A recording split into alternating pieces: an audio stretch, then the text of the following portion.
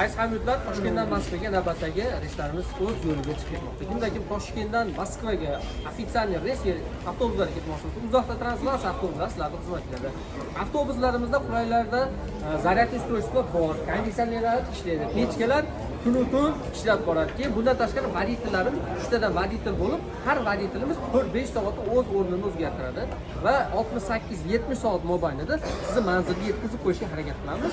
Agarda yo'llarimiz hamma yo'limiz joyida bo'lsa, tamoyishdan keladigan bo'lsak, bizniki davlat tomonidan qo'yilgan reys va avtobus bo'lganligi uchun tamoyishdan o'tish bezochir hisoblanadi. To'ragadan so'rachi o'tishlarda granitsalardan ko'p muammoli nimalar. Mana Al-Xorazm hamda uzoqda trans shoplar legendarniy nomerlarini hisoblanadi. Agar yo'llarda qanaqa holatlar bo'ladi hozir? O'tish Rossiyaga ko'pchilik so'rayapti. 2026 borib keldingiz. Yaxshi qanchada bordingiz aka? 2 sutkada borsiz. To'rakamiz yoshiga nisbatan o'ta tez hisoblanadi. 2 sutkada manzilga yetkazib boradi. Yo'llar zo'r. To'g'rimi aka? Qiynalchiliklarsiz, to'g'rimi?